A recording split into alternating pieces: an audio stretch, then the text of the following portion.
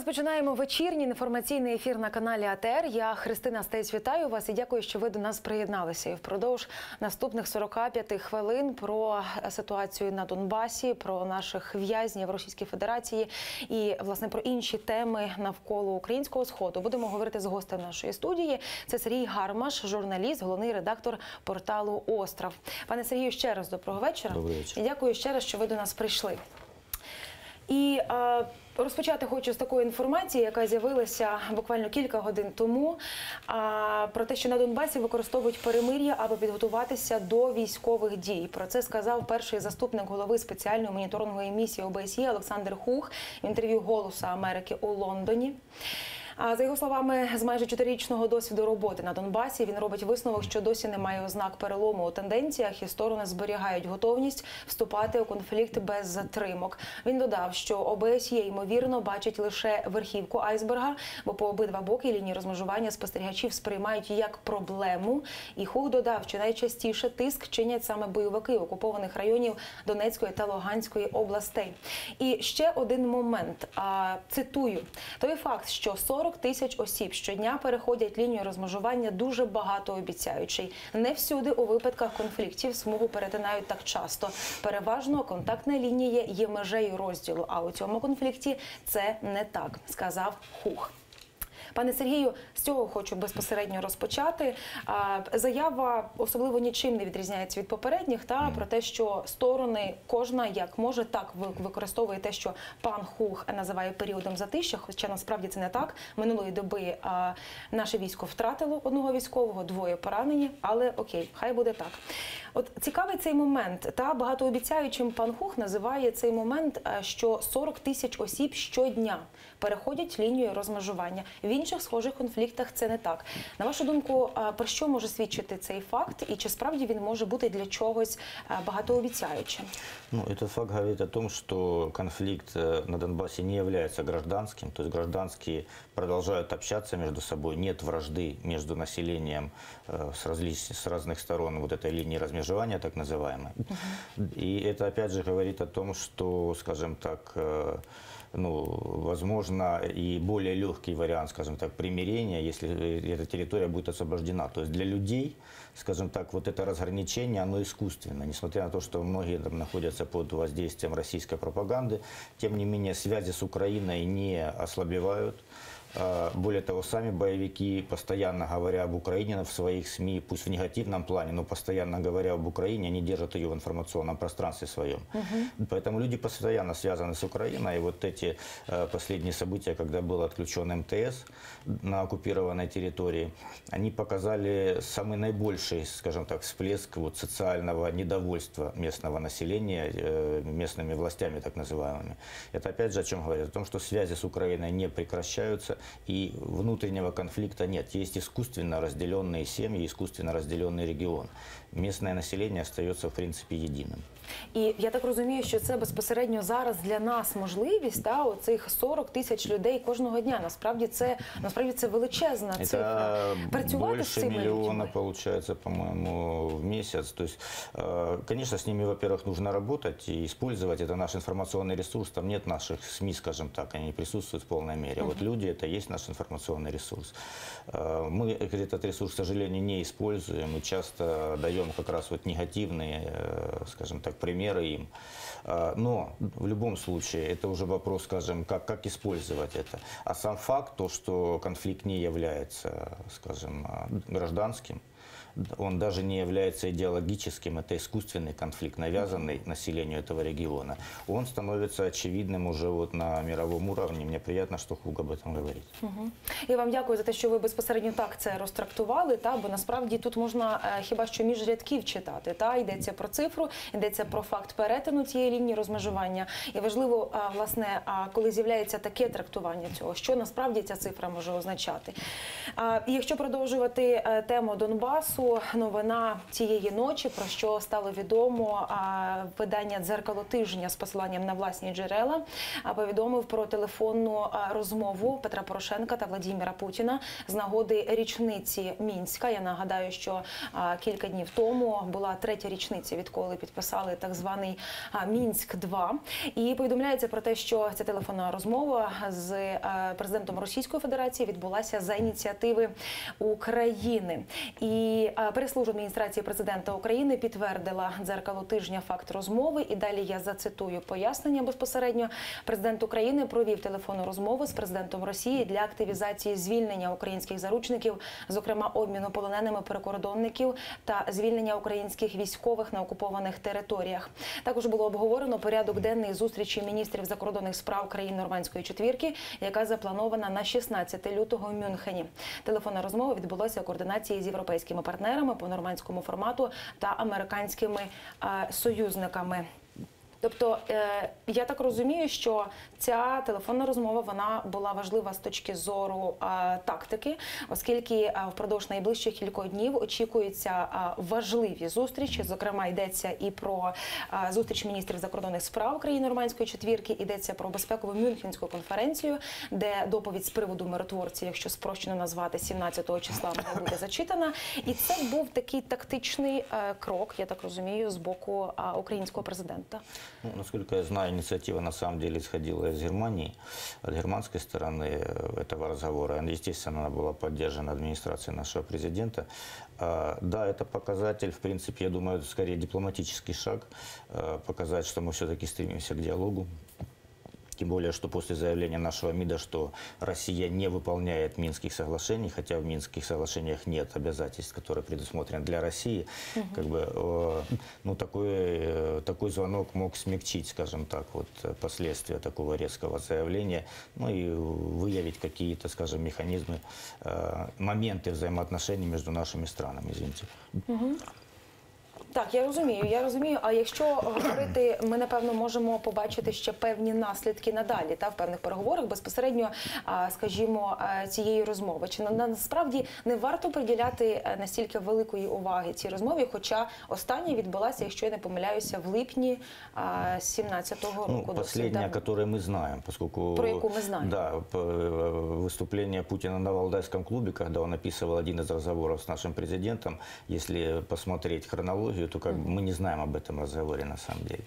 Поэтому я думаю, что мы не все знаем. То, что нам показали сейчас, это тоже позитивный, в принципе, пример и знак и украинскому обществу.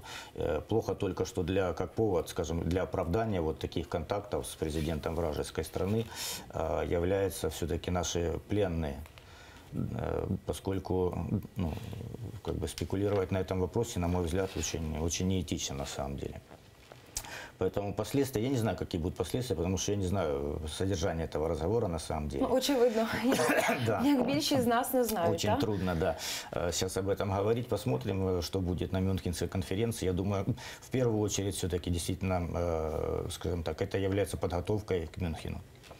Власне, про Мюнхенську конференцію поговоримо згодом. Ви згадали дуже важливий момент, на якому спекулюють, і не зовсім етично спекулювати на цьому моменті. Йдеться про обмін ув'язнених та про обмін наших полонених. І є безпосередньо заява учасника переговорів у Мінську, кума президента Росії Путіна Віктора Медведчука. Він в інтерв'ю російській «Новій газеті» повідомив про те, що представники України і Росії ведуть переговори про обмін та повернення на батьківщину заарештованих і ув'язнених в РФ українців. І крім іншого, він додав, що зараз процес переговорів йде набагато складніше, адже мова йде про найскладніші категорії кандидатів на обмін. І проблеми з визволенням виникають саме в української сторони. Це, зокрема, він сказав про списки, які на обмін, знову ж таки, уточнили і внесли певні правки бойовики. Він розповів, що бойовики ОРДЛО знову внесли в свої списки на обмін 18 громадян Росії, 12 з яких Київ відмовився видавати під час останнього обміну 27 грудня. Це за словами Медведчука. І хочу ще нагадати про те, що адвокат засудженого до 10 років військовослужбовця РФ Віктора Агєєва прогнозує, що його можуть обміняти на одного з ув'язнених в Росії українців. І президент Петро Порошенко раніше заявляв, що готовий випустити російських солдатів в обмін на звільнення журналіста Романа Сущенка. Пане Сергію, в контексті цього обміну, і інколи навіть не знаєш, як правильно називати, заручники, полонені, в'язні, бранці. Є таких дві категорії. Перша категорія – це імена, прізвища тих, про кого ніхто не знає. Це, умовно кажучи, не є політизовані персони. І є друга категорія, це такі важковаговики, якщо говорити про Клиха, Кольченка, Сенцова і так далі, і так далі. І відбуваються торги із приводу однієї категорії, і з приводу іншої категорії. Чи можна зараз щось в цьому сенсі прогнозувати? Коли і президенти двох країн, повідомляє про це адміністрація президента українського, говорять про це. Коли з'являється сьогодні, наступного дня після розмови, заява ця Медведчука, щось тут відбувається. Відповідно, хтось за щось торгується. Вы знаете, вообще мне очень не нравится, когда говорят вот списки ДНР, ЛНР.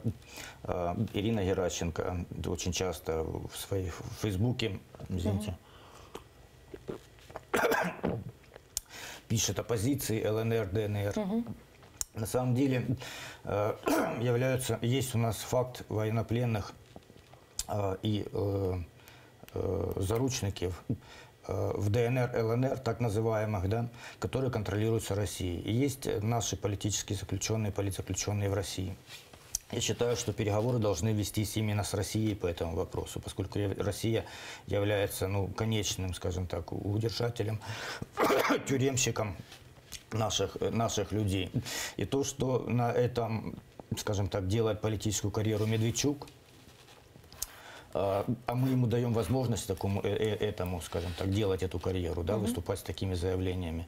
На мой взгляд, это пагубно для Украины, поскольку и Россия, и Медведчук будут всегда заинтересованы в том, чтобы такие заложники были у них под рукой, чтобы предмет для торга всегда был. Поэтому одних будут освобождать, других будут брать, за кого-то будут дольше торговаться, кого-то будут, возможно, перевербовывать, как мы можем предположить, было уже с некоторыми нашими бывшими бранцами, так сказать. Поэтому мне кажется, что Россия должна быть, вернее, Украина должна более решительной быть в этом вопросе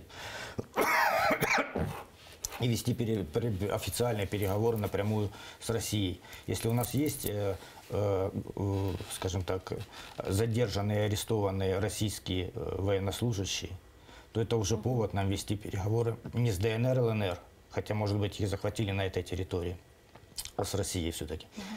Знаєте, в цьому контексті, я можу з вами погодитися, що той же Медведчук, який на свою користь використовує для власного відбілювання, умовно кажучи, участь у цих переговорах, про це всі говорять, про це говорять експерти, про це говорять політологи, про це говорять самі журналісти. Але з іншого боку, знаєте, таке замкнене коло, коли ми розуміємо, що Медведчук є тим посередником, і те, що озвучує Медведчук, це зрештою те, що міг би озвучити Путін. І за рахунок того, що це є одне джерело надходження інформації, то принаймні ми, як журналісти, на жаль, але ми змушені хоча б за це чіплятися, як за ці можливі сигнали, що в цьому процесі щось відбувається. Саме страшне, що ми... Бачите, я так думаю, це важка така тема, і важко про це говорити, і ваше горло на це певним чином реагує. Я хочу сказать о том, что мы мало видим позицию Украины, поскольку Медведчук является, правильно вы сказали, кумом Путина. И он будет все делать не для Украины, а для Путина и для России. Поэтому, понимаете, переговоры с Россией ведет представитель России фактически. Вот в чем наша трагедия. И поэтому... мы не имеем того результата, который мы должны иметь, в принципе. Когда наших людей, вопреки всему миру, все понимают, что там находятся политзаключенные, крымчане, которые насильно сделаны гражданами Российской Федерации. То есть все очевидно, а результата нет. 1,5 года вообще не было никаких обменов, извините. И потом Медведчук поехал в Москву, как Москва это подала, провел переговоры с Захарченко и Пасечником. Ми пам'ятаємо, це показове відео. При посредстве патриарха Кирилла. Показове відео, и это дало какой-то результат. Извините, а зачем нам тогда Минск? где ведутся эти переговоры и нет никакого эффекта. А вот поехал в Москву и вдруг произошел эффект. Поэтому, ну, это, конечно, болезненный вопрос. Я понимаю, что этих людей ждут в Украине. Но, может быть, для того, чтобы их быстрее освобождать, и чтобы, главное, Россия и ее, скажем так, наемники на оккупированных территориях не брали новых людей. А я всегда говорю, что у нас там не 100 человек в заложниках, у нас там 3 миллиона в заложниках находятся. Поскольку любого из них могут в любой момент взять, посадить в подвал, а потом торговаться с Украиной за их свободу. Понимаете, вот в чем проблема. И мне кажется, здесь Украина должна быть более принципиальной и более решительной и вести переговоры напрямую с Россией. И никаких позиций ДНР, ЛНР, как пишет Геращенко у себя в Фейсбуке, не должно быть просто, поскольку нет ДНР и ЛНР. Нет их в нашому правовому полі, їх ніхто не признав, а ми тим більше. Ну, а якщо говорити, як можна вести той діалог, можливо, ви маєте якесь певне бачення з Росією, яка заявляє про те, що їх там нет, і яка позиція якої є абсолютно категоричною, в тому сенсі, що Україна має рахуватися з цими так званими терористичними ЛНР та ДНР. Тобто я для себе бачу єдиний варіант про те, аби абсолютно не вести жодних переговорів з ними в цьому процесі, тоді відбудеться абсолютна тиша і абсолютний вакуум, адже Росія скаже, слухайте, ну ведіть з ними переговори, ми тут ні до чого. А что далее? Россия так не скажет, поскольку она заинтересована в Минском формате. Это ее формат, это ее, скажем так, авторство. Минские соглашения, скорее всего, написаны в Москве, даже если там была внесена какая-то корректировка. Мы их принимали после военных поражений, да, и под угрозой военного наступления дальнейшего. Поэтому это российский формат. Россия заинтересована в его сохранении.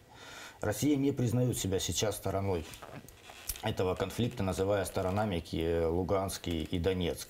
Но мы уже приняли, наш парламент уже принял законопроект, я надеюсь, президент его подпишет, где Россия называется агрессором. То есть уже после этого законопроекта вести какие-то переговоры с ДНР, ЛНР, так называемыми. Хотя, ну, наши же в Минске не говорят, что они не ведут с ними переговоры, что они ведут переговоры с Россией, а они там просто присутствуют. Но в действительности та же Геращенко пишет постоянно списки ДНР, ЛНР, позиции ДНР, ЛНР. То есть это постоянно просматривается.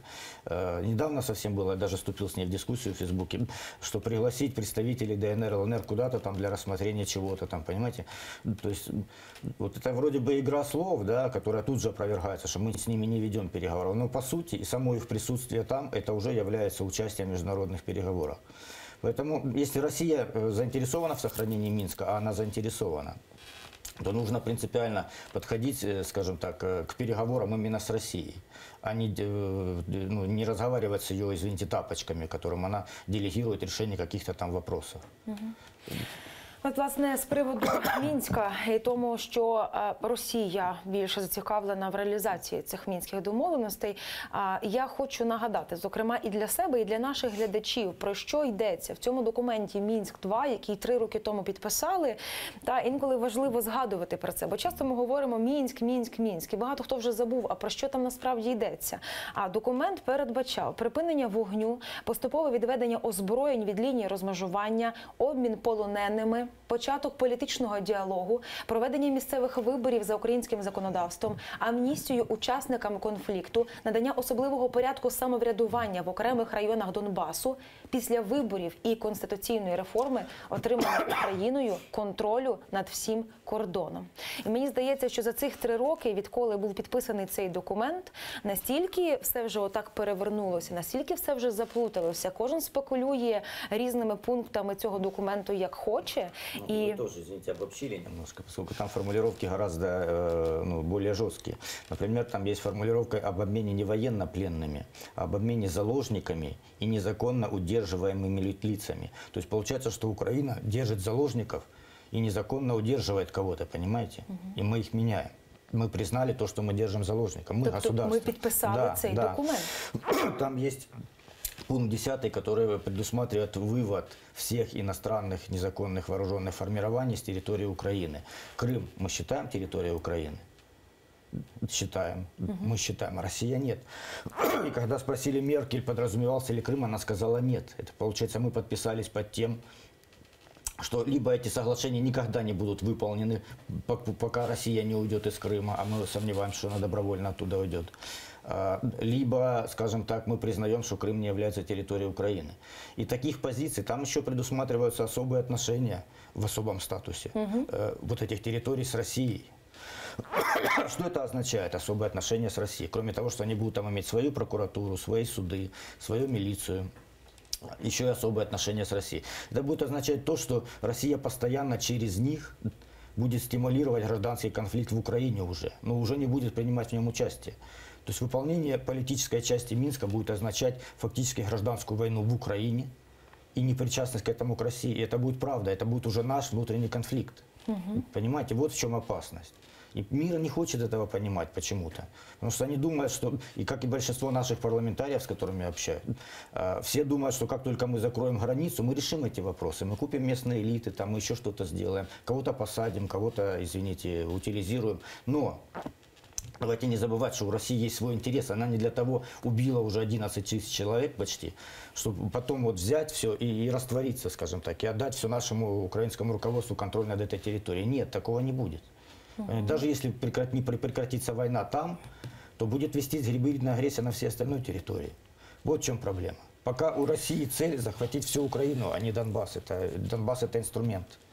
Я це почула і хочу, аби ви або поправили мене, або спростували, або дещо роз'яснили. Знаєте, вимальовується насправді така схема.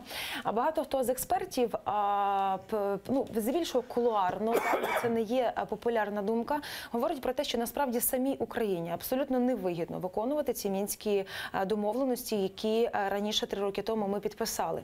І говорять про те, що ця ситуація з законопроект про реінтеграцію, як він називається неправильно, але скорочено.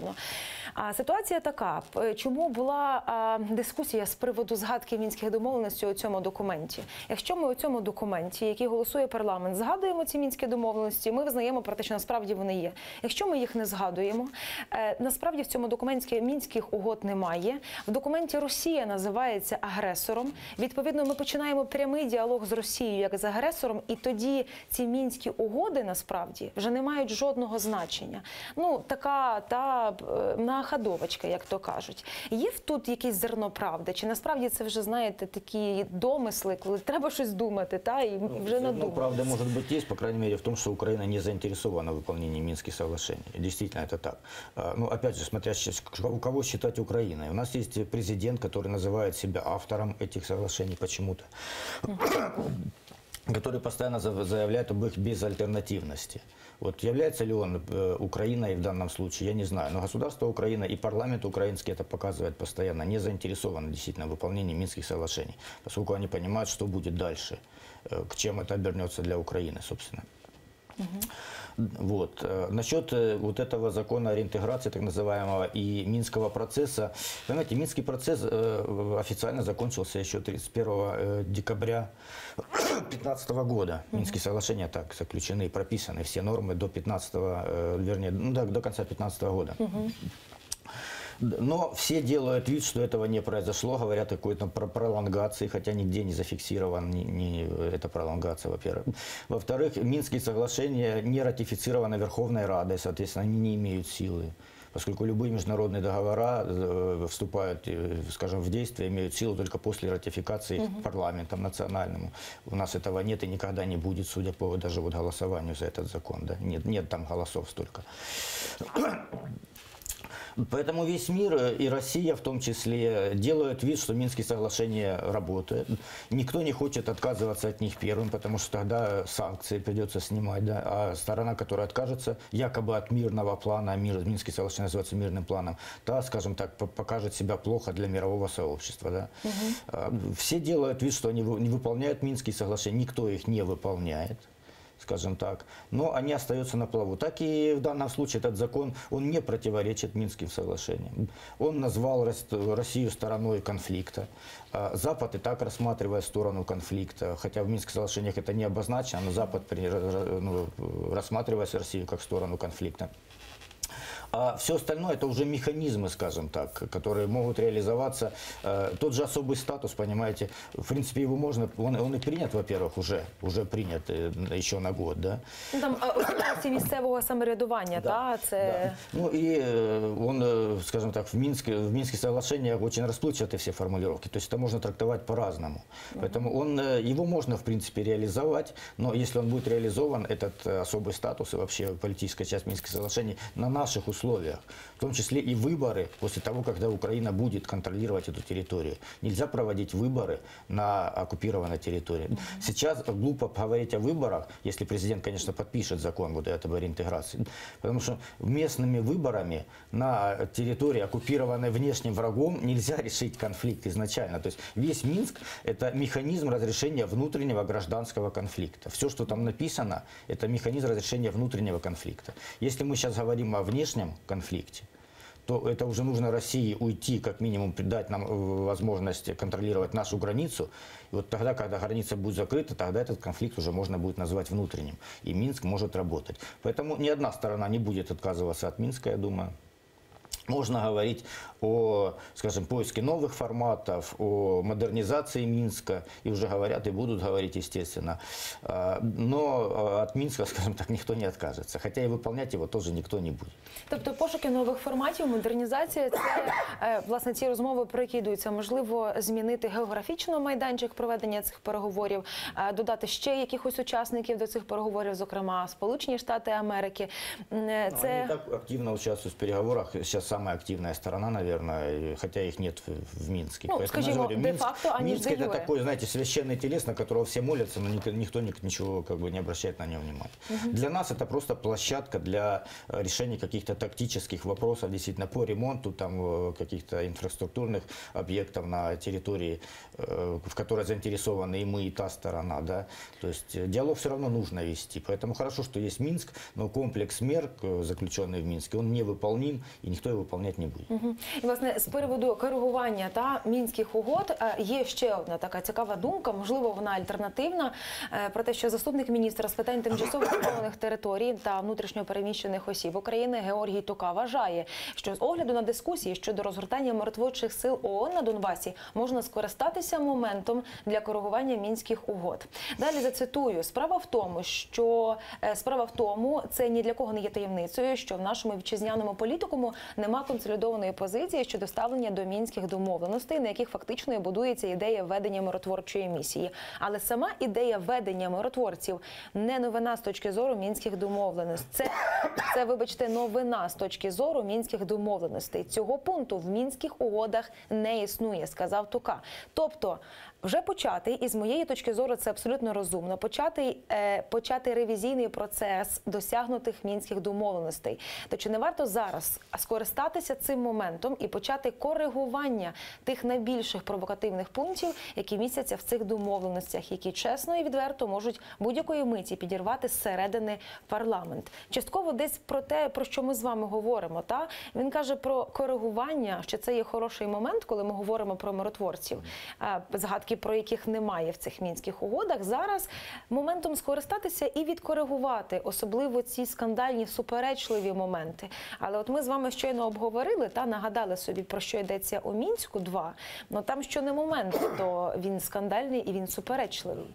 З чого тоді почати і чи варто взагалі коригувати? Важный аспект, который упустил Тука, к сожалению, это то, что как американцы подают идею миротворцев. Американцы говорят России, что миротворцы нужны нам для того, чтобы создать условия для выполнения Минских соглашений, политической части Минских соглашений. Поэтому Минск, скажем так, я же говорю, опять же, остается на повестке дня, хотя бы вот как оправдание, скажем, для введения тех же миротворцев, хотя миротворцев там нет. Корректировать, я сомневаюсь, что Россия пойдет на корректировку. И тот же Волкер, представитель США, постоянно говорит о том, что нужно выполнять Минск.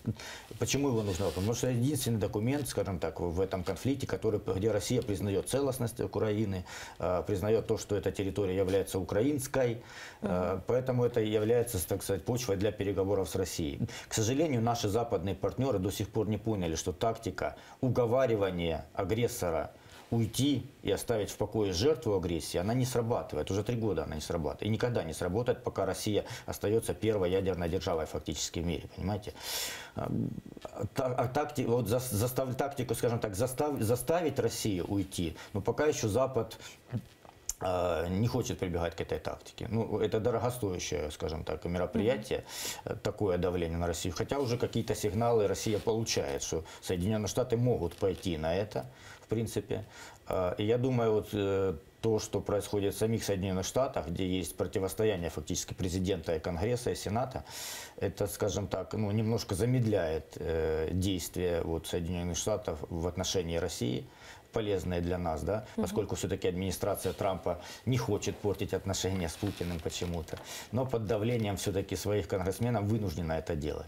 Вот тот факт, что это замедляет движение Соединенных Штатов в правильном для нас направлении, но не останавливает, дает нам все-таки надежду на то, что ну, конфликт будет разрешен в конце концов.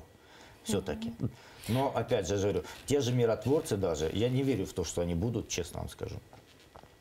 Поскольку их введение ставят в зависимость от согласия России на это введение. А она никогда не согласится, если будет на пользу Украины, если это не будет не на ее условиях. Я еще раз хочу сказать, что цель России не Донбасс, а вся Украина. Россия ведет новую войну нового типа на всей территории Украины. Просто Донбасс – это одна из горячих точек, скажем так. Есть в 2013 году опубликована так называемая доктрина Герасимова, это начальник Генерального штаба России, в которой он говорит, что новая война, война нового типа, вот то, что мы сейчас видим, в ней соотношение невоенных и военных мероприятий 4 к 1. То есть 1 – это военное мероприятие, 4 – это не военное мероприятие.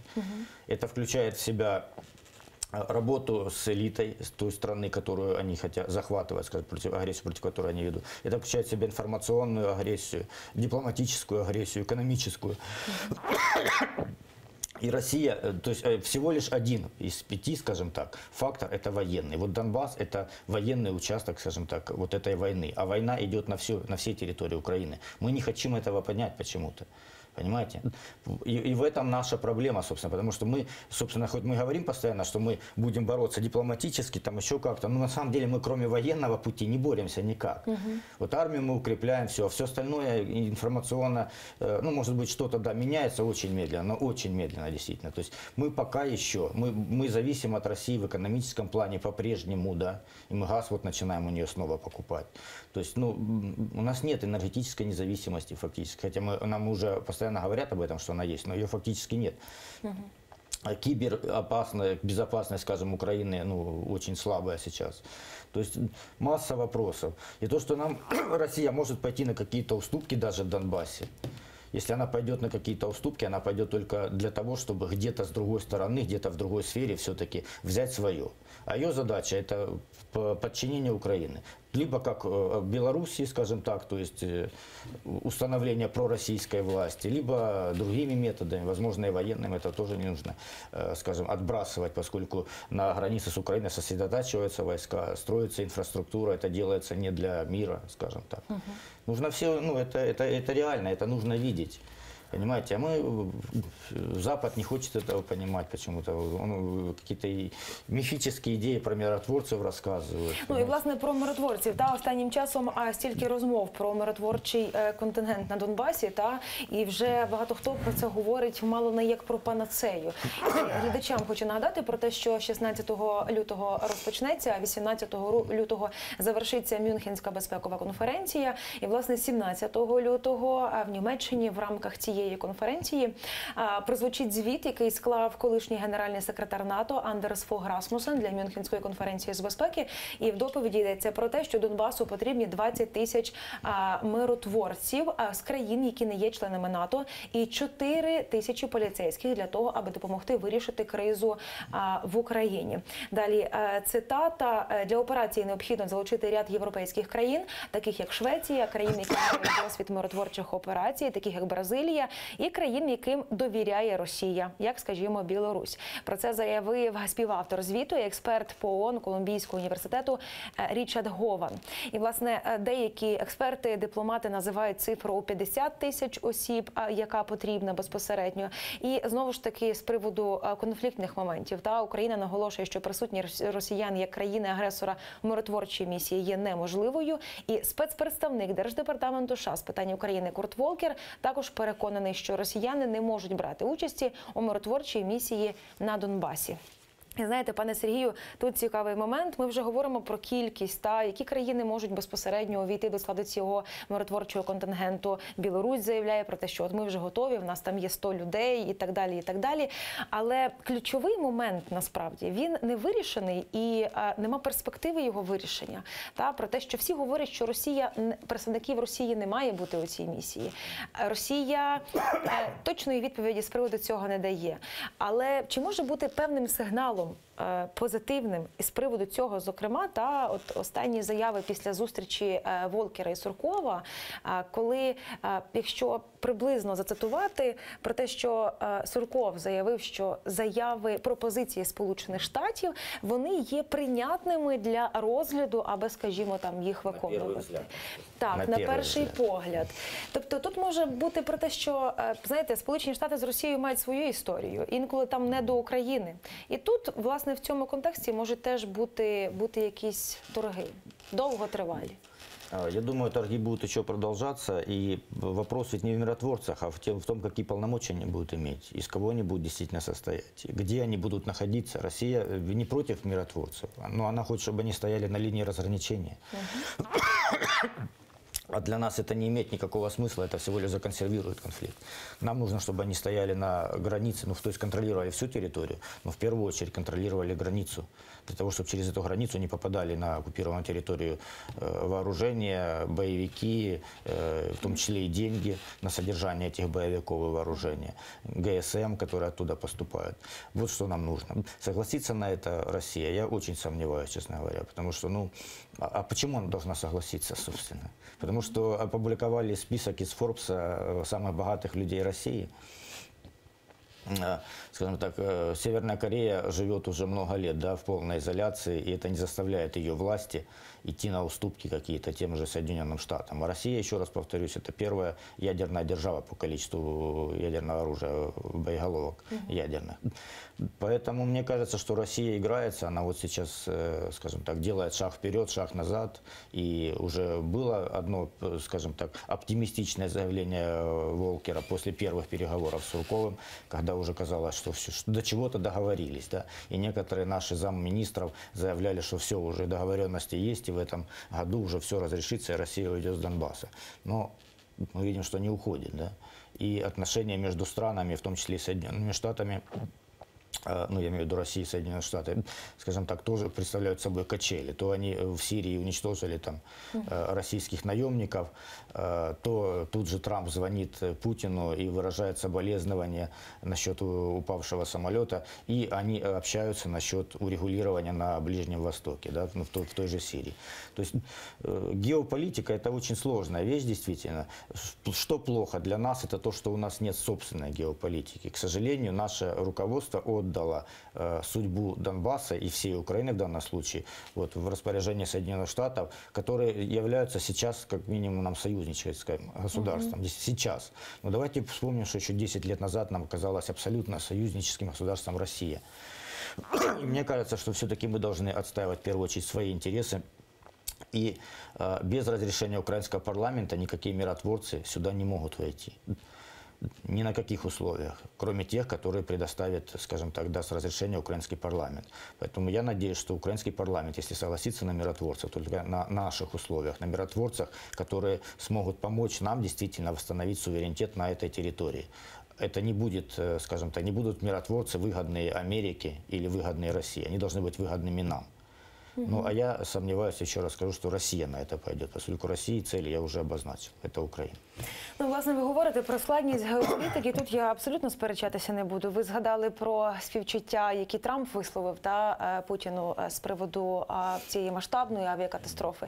І мені одразу згадалося, перегукнулося, як соціальні мережі борхливо відреагували знову ж таки на цей пост нашого міністра закордонних справ Павла Клімкіна, який у Твіттері теж висловив співчуття з приводу цієї катастрофи.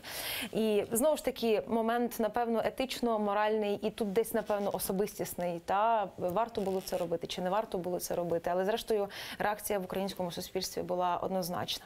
В будь-якому випадку подивимося. Я нагадаю, що ця Мюнхенська безпекова конференція 16 лютого розпочнеться, 17-го прозвучить цей звіт. Якщо я не помиляюся, безпосередньо вперше цей звіт прозвучить, коли про миротворців на українському сході публічно на міжнародному майданчику розпочнеться цей діалог. А далі будемо бачити. І я думаю, що в цій студії далі будемо неодноразово ще не один ефір це обговорювати. Дякую вам, пане Сергію, за те, що ви до нашої студії прийшли. Дякую вам. Будьте здорові. Глядачам, я нагадаю, гостем нашої студії був Сергій Гармаш, журналіст і головний редактор порталу «Остров». Я дякую вам, що ви були з нами під час цієї розмови. Залишайтеся з АТР і надалі. Ми побачимося менш ніж за півгодини, а далі в ефірі новини за мами.